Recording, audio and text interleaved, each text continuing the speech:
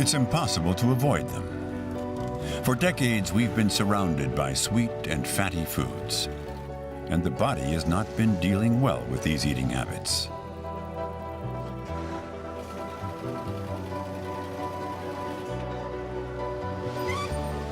But what about the brain? Do our mental health, our moods, and our brain abilities suffer from the wrong kind of nutrition? We know that junk food is making us fat, but science is telling us now that it might also be shrinking our brains. Brain researchers have joined the dining table to study the effects of our eating habits. Diets that are high in fat and sugar in the long term lead to changes in part of the brain involved in memory. This is a recent field of research, a developing science that spotlights a new facet of nutrition. Habitual intake of foods high in fat and sugar result in a reprogramming of the brain. In short, our brain is affected by what's on our plates.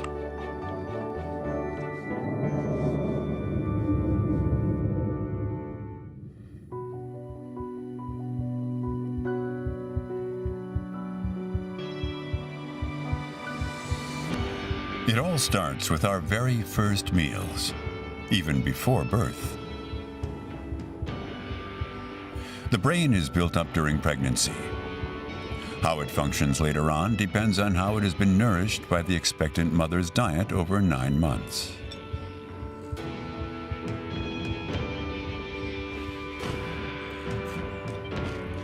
A number of consequences of poor nutrition during gestation have been known for a long time. Today, scientists in Australia are looking at the repercussions of nutrition on brain function.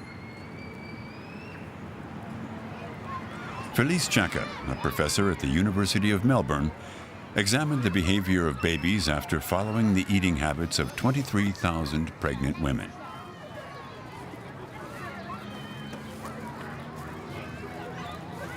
We measured their intake of junk and processed foods. We measured their intake of the healthful foods, foods with lots of fibre and nutrients, etc. And then we looked at the emotional health of their children over the first few years of life, from 18 months to 5 years. Of course, taking into account things such as education, income, the mother's mental health, parenting practices, these sorts of things.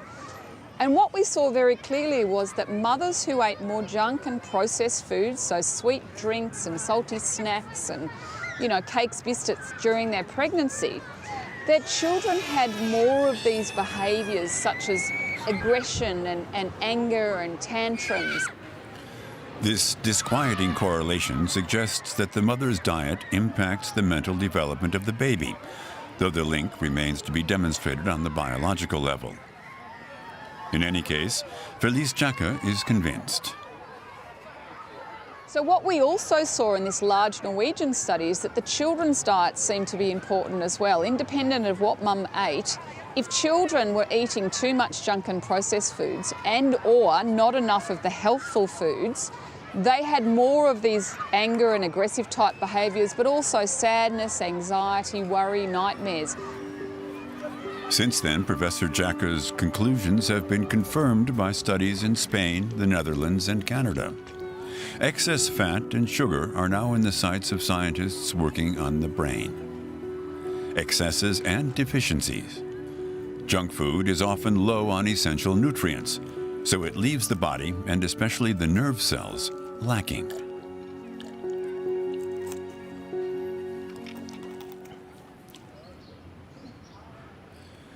In this laboratory at the University of Bordeaux, scientists are studying the consequences of dietary deficiencies on mouse brains.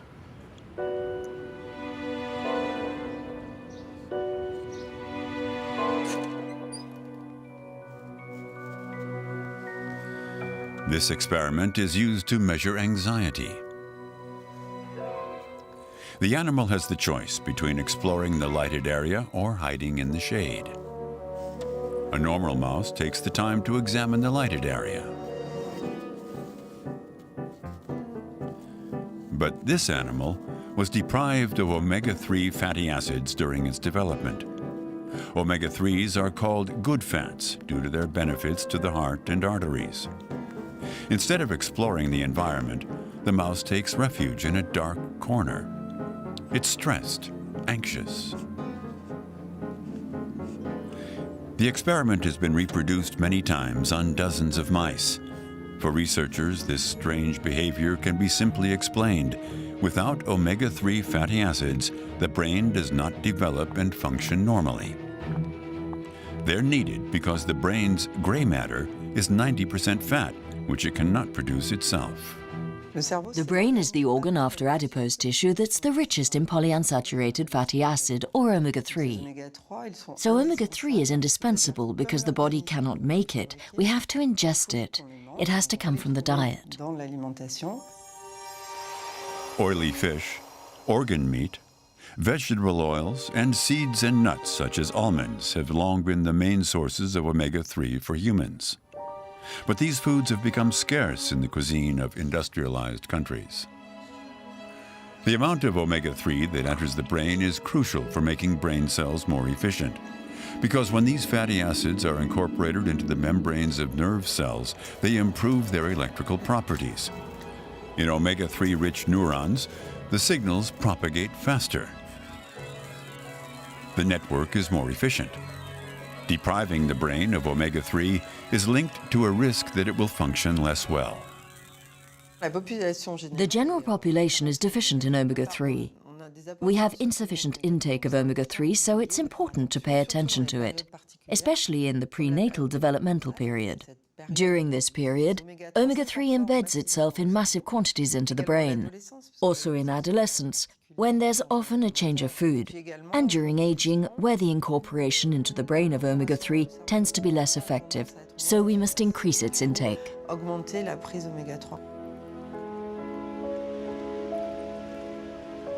The first rule for a brain to run at full speed is avoid deficiencies.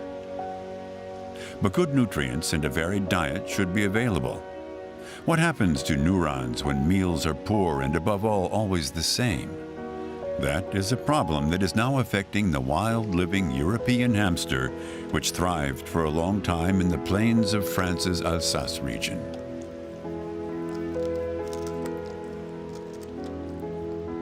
Since the 1960s, there's been a decline in the hamster population, which is on the verge of extinction today. And at the same time, we've noticed an increase in the agricultural area where corn is cultivated. Caroline Abold wondered whether the collapse of the population was linked to the sudden glut of corn. So she did an experiment, feeding hamsters exclusively corn.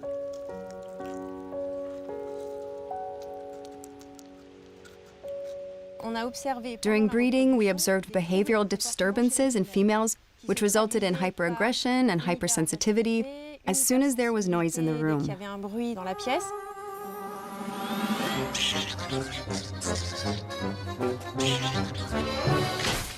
Above all, what we did not expect is that these females would devour their young the first day after birth.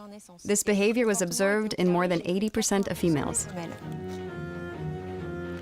A dietary deficiency was enough to make a hamster devour its children. The cause? A simple vitamin. A vitamin B3 deficiency is at the origin of the abnormal behavior. When we supplemented them with vitamin B3 in addition to their corn-based diet, they expressed quite normal behaviors. And they began to nurse their young, to raise them in the same way as the females that were fed a diversified diet. The case of the cannibalistic hamsters is disturbing. Could an unbalanced diet also trigger aggressive, violent behavior in humans?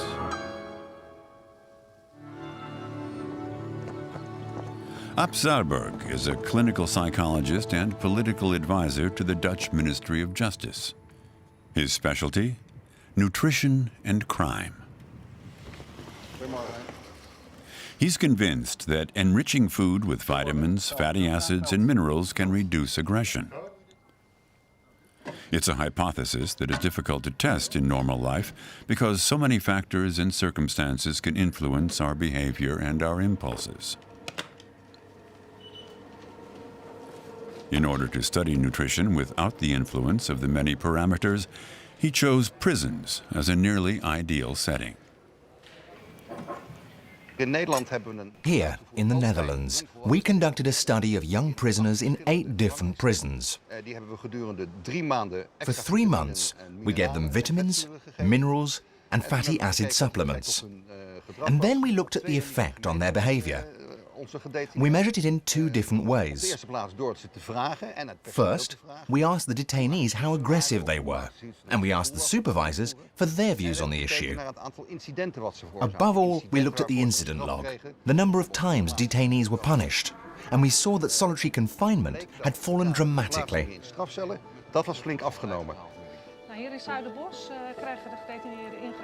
In the group of inmates whose meals were improved, the number of incidents was reduced by 1/3. What we eat may have the power to change our moods, to stimulate certain impulses. But could the food on our plate also influence our decisions? The ones we believe we make using our free will. When people are asked if they think that the food that they eat has an impact on health, most answer yes. But when asked if diet can also influence thoughts and decisions, very few people are willing to believe this is the case. Das können sich viele Leute nicht vorstellen.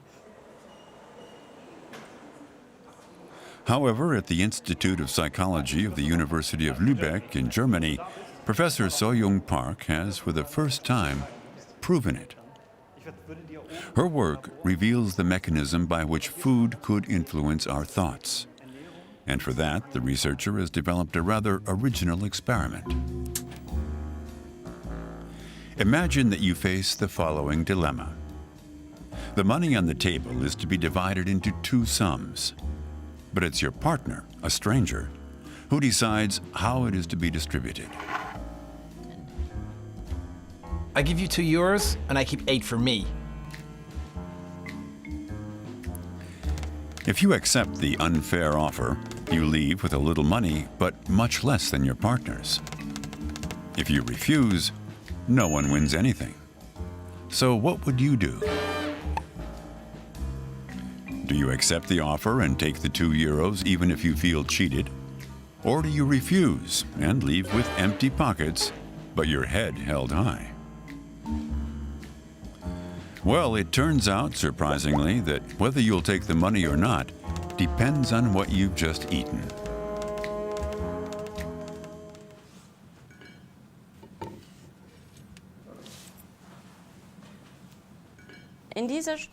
As part of this study, we followed 24 people who came into the laboratory twice to have 2 different breakfasts. We found that the same person made completely different decisions based on what they ate in the morning. To the test person, the 2 breakfasts look the same. In reality, one is far more protein-rich than the other. The ratio of protein to sugar is the only parameter that changes. A few hours after the meal, the subject takes several tests on a computer. Today, he accepts the offer. His self-interest outweighs his anger at the unfairness, and he will leave with a little money in his pocket. Last week, he mainly refused and won almost nothing.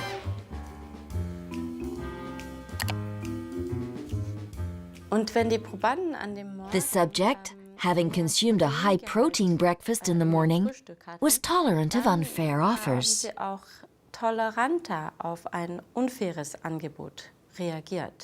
Conversely, the subject who consumed a high-carbohydrate breakfast was less tolerant in the face of unfair offers.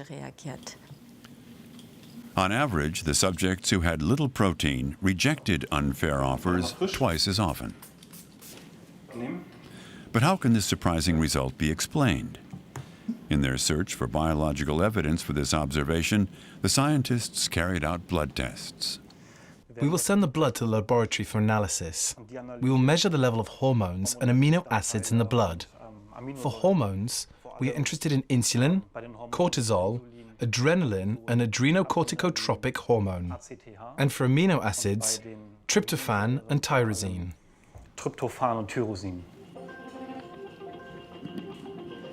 Of these substances, the most important is tyrosine. The amino acid is one building block of a protein that is key to brain function, dopamine. This molecule ensures communication between neurons involved in motivation and risk-taking. The results of the blood analysis show that subjects with higher levels of tyrosine in their blood are more willing to accept the unfair offer.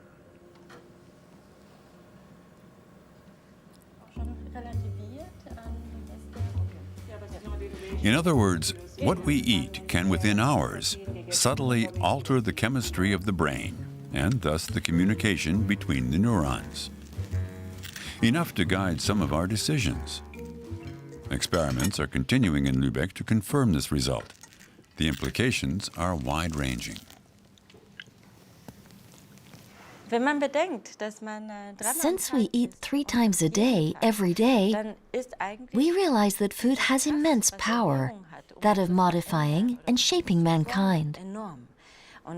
So it's essential to think about how we can use food to promote our well-being and optimize our mental state.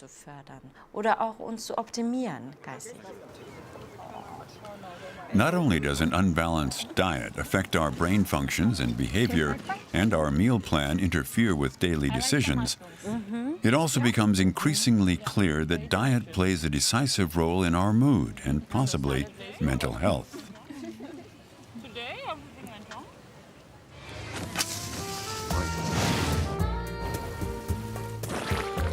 But what about junk food, dripping with sugar and bad fats? What would happen if we ate more of that?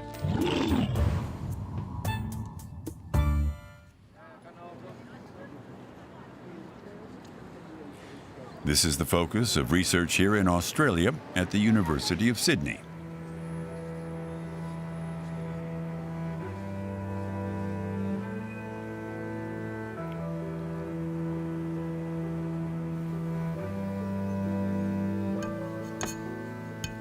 Margaret Morris runs a laboratory where rats are fed the kind of junk food that you find in supermarkets or cheap fast food restaurants.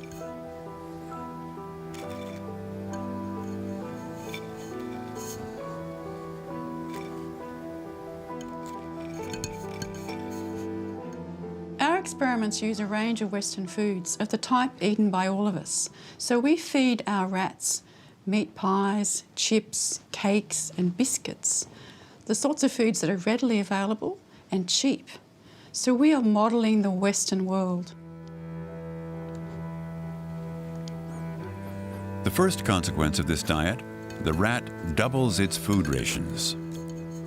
The animal never seems satiated, but that's not the most surprising outcome.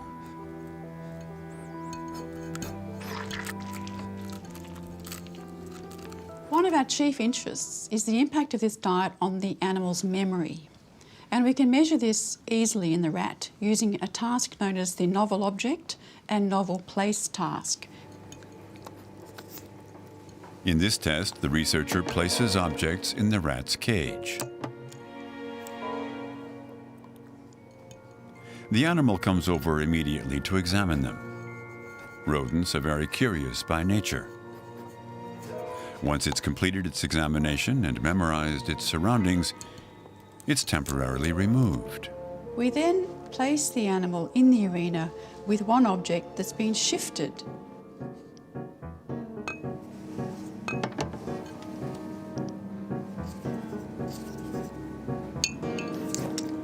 On its return, the rat spends more time examining the object that has changed places because it already knows the other objects. They're engraved in its memory.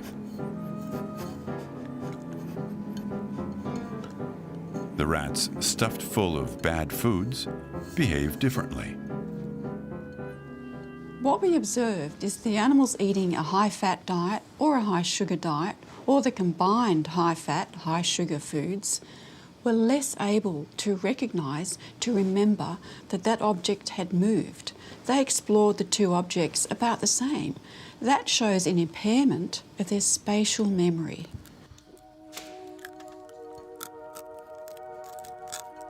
The overfed rats have not only damaged spatial memory, but also other malfunctions that sound a warning signal for the scientists. They point to damages in the hippocampus, a small region nestled in the center of the brain. It's essential for learning and the consolidation of memory.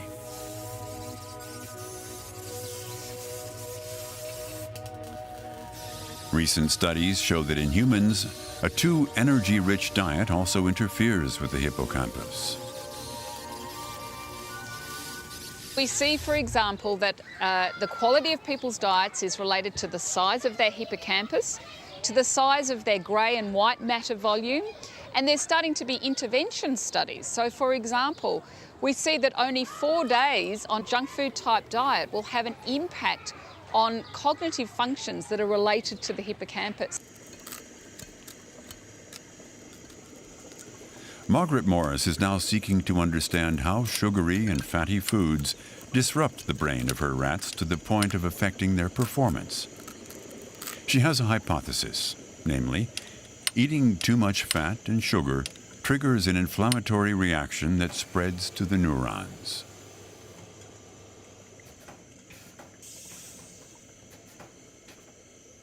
So, in response to these foods, there's a general inflammatory response all around the body. This has been well described in obesity, but it now appears to be quite an acute response as well.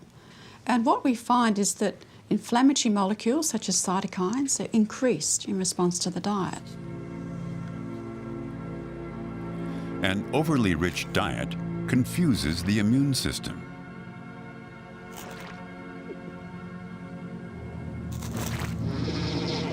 It responds by triggering an inflammatory reaction, especially in fatty tissues. Our fat masses release substances that then propagate this inflammation throughout the body. Neurons were thought to be spared this effect behind the protective blood-brain barrier, the semi-permeable membrane that separates the circulating blood vessels from the brain. So there's increased inflammation in the whole of the body, and we think that this may spread to the brain. That's because the blood-brain barrier, which normally protects the brain from inflammatory molecules, may be impaired, in fact, by the diet and become leaky, allowing traffic of molecules into the brain.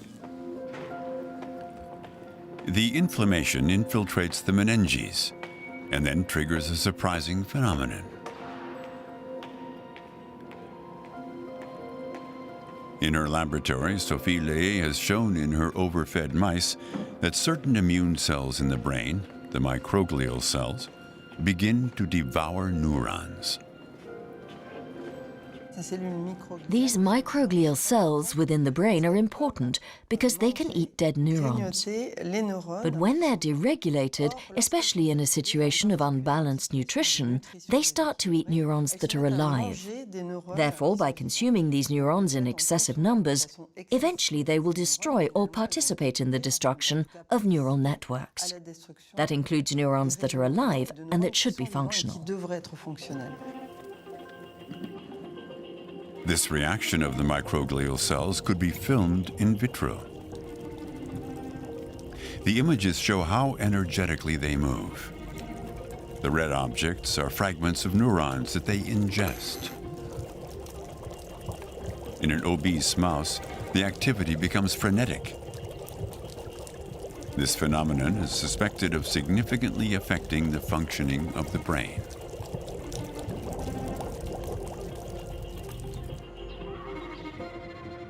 We've been saying to people for 30 years, don't eat these foods, you might have a heart attack, you might get cancer and diabetes. It hasn't worked to change people's behaviour. We hope that if people understand that what they put in their mouth is actually really essential to the health of their brain and that of their children, that might have a more profound impact on people's dietary choices.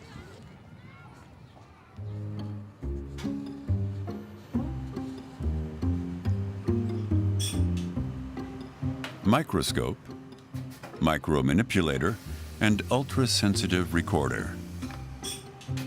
Xavier Fioramenti is at the helm of an apparatus that can record the electrical activity of a single neuron. The principle is simple. A slice of mouse brain is immersed in a liquid that keeps it alive.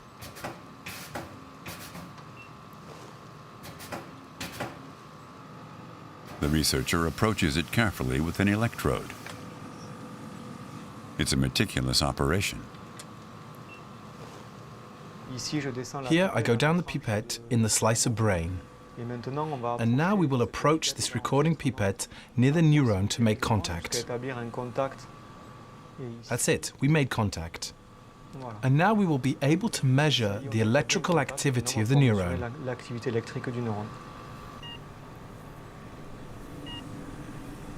The upward peaks that we see are potential areas for action. This is how neurons encode information. The time that elapses between the peaks is the message sent by the neuron. Now we will increase the glucose concentration in the bath, and we will see if this cell responds to this increase in concentration of glucose. As it can be seen here, this cell responds to the increase with more electrical activity. There is more potential for action than what could be seen here before the increase in glucose concentration. This signal comes from a single cell, but in the brain, the neurons are all connected to each other. That makes the scientists suspect that glucose has the ability to modify the activity of entire brain areas that control emotions and pleasure.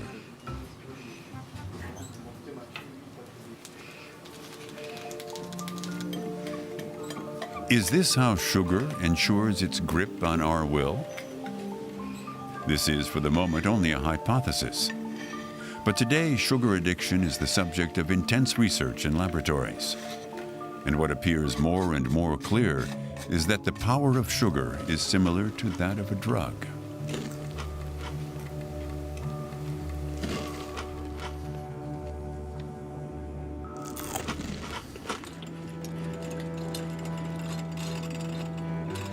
Serge Ahmet is one of the first to provide proof with a very simple experiment. Step 1, he raised rats, giving them cocaine and sugar.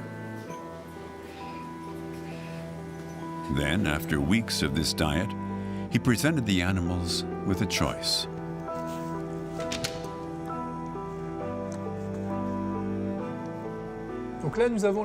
We have the situation in which the animal has the choice between a lever that is connected to a syringe that contains a drug solution, and the drug in question is a hard drug like cocaine and heroin, and on the left, a lever allows him to control a syringe that contains a sweet drink. And there we see the animal chooses to take the sweet drink. The rats selected the sugar water 4 times more often than the drugs. It can't be called a glucose overdose, but the irrepressible desire is plain to see. So this experiment simply shows that sugar has more addictive potential than we had imagined, and it is perhaps even stronger than the pull of hard drugs, such as cocaine and heroin.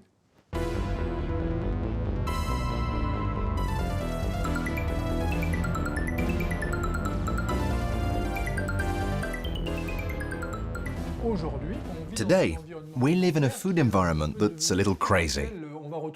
We find sugar in a lot of foods, as we would expect, in sugary drinks.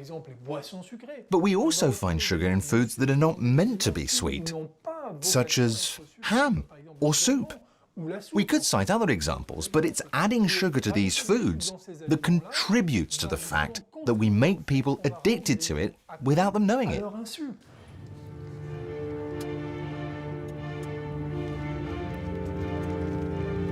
Here at the Oregon Research Institute, the influence of sweet food on the human brain is being investigated.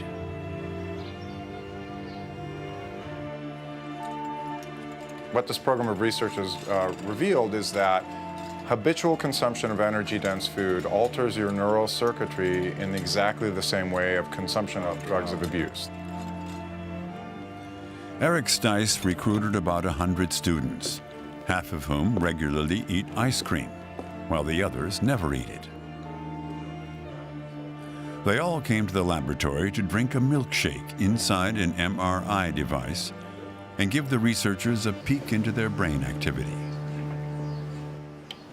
Great, Casey. So what we're going to do today is give you chocolate milkshake and record the brain activity in your entire brain as you receive and anticipate receiving chocolate milkshake to look at the neural basis of consuming energy-dense foods. The test subjects can sip the milkshake through the tubes without moving their heads. What we found out is that the people who never eat ice cream, you could trace the reward circuitry, everything lit up just beautifully and it activated things very strongly. But in contrast, the people who ate ice cream every day showed a very diminished response. There was hardly any activation whatsoever, illustrating that regular intake of energy-dense foods really reduces the pleasure you experience when you consume those foods. The reward circuit is a region of the brain that controls the feeling of pleasure. It is particularly responsive to sugar consumption.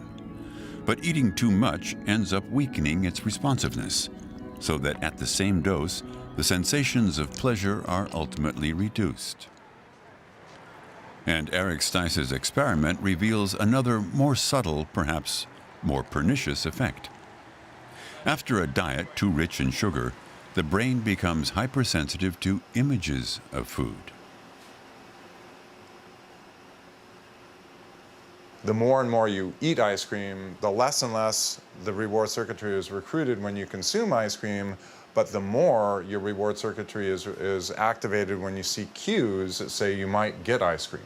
So your reward circuitry fires up when you see an ice cream store as you're driving down the street, or you see a commercial for ice cream on the television, and the reward circuitry activates much more for people who eat ice cream all the time than it does for people who don't.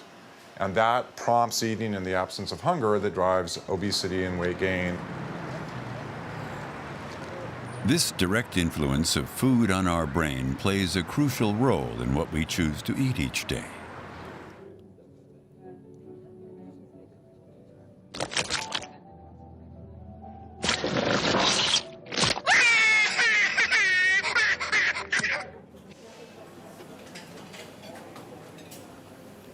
What happens in the brain at the moment we pick a dessert rather than an appetizer, or fish rather than red meat? Who is really pulling the strings?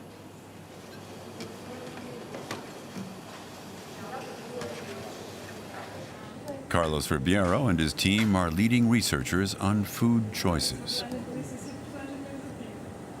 What we really want is to find all the components, all the genes, the molecules, the neurons which direct feeding decisions.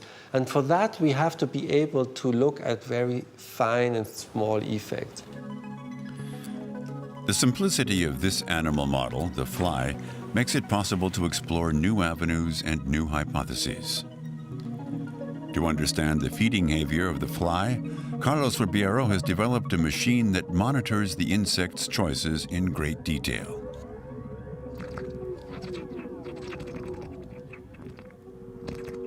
When it's touching the food, which is in the other electrode, with its tongue, the proboscis, then we can measure that with the sensor here, which is the same sensor which you use on your iPad and your iPhone to detect the touch on the screen. Just that here, we don't detect the touch on the screen, but the touch of the food. And so we can really now dissect and analyze the choice of the fly, if she eats protein or sugar, but also when she's eating from the different foods, how it eats, how much it eats, how fast it eats, how often it eats, and really dissect all the details of the decisions which are controlled by the brain. Thanks to this technique, he's been able to prove that the main reason for choosing food is, first of all, deficiencies. Naturally, flies that lack protein will choose protein-rich food. But looking more closely, Ribeiro observed that this is not always the case. Sometimes, actually, we had some flies which didn't have this strong urge to eat protein. And then we were wondering why that was the case, right? And so when we looked at, it turned out that the flies which had no craving for protein had gut microbes. And so following up on many experiments, we could show that there are two specific gut microbes which, when they are in the fly, they suppress protein appetite, and therefore these two microbes have a very important influence on protein cravings in flies. Flies, when choosing their diet, are influenced by the bacteria in their gut. This unexpected discovery raises an important question. Does the human intestinal flora, called the microbiome, also act on our brains? Do our gut bacteria play a role in our food preferences?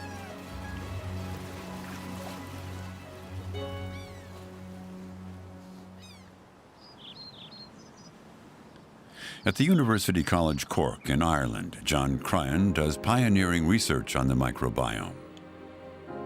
He's been able to prove that gut bacteria can influence certain behaviors in animals as well.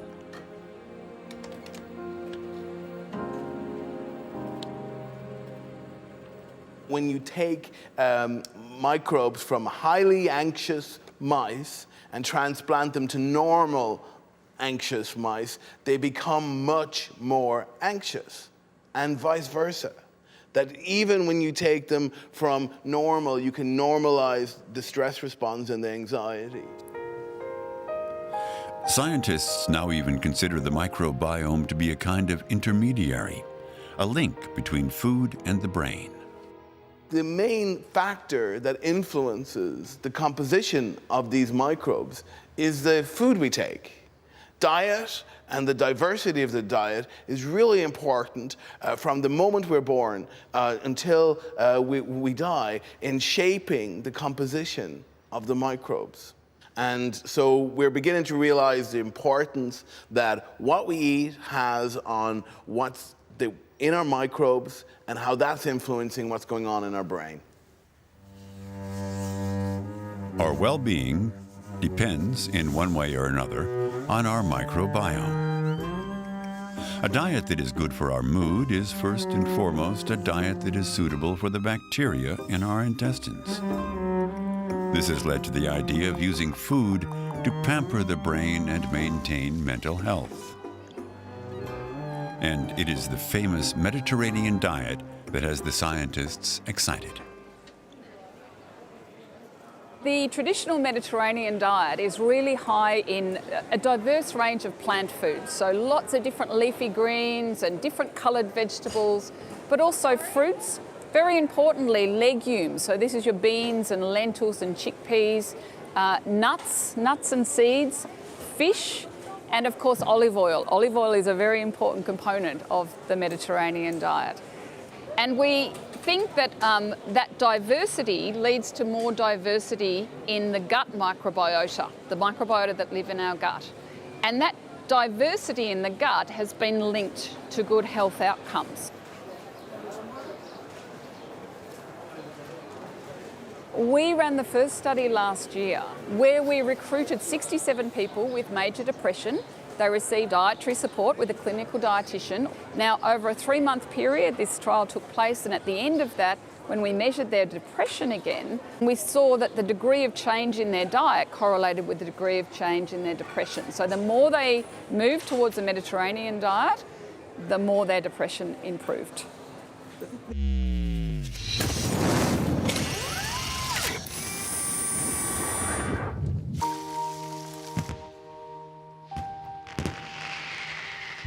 Using diet to serve the brain. It's an idea that's catching on.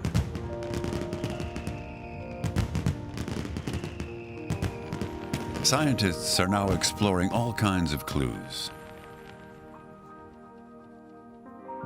Spices used for centuries in traditional Indian medicine are now being studied in labs for their benefits for mental health.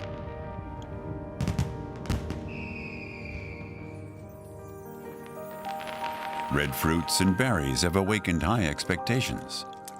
The polyphenols they contain might be able to rejuvenate neurons on the decline.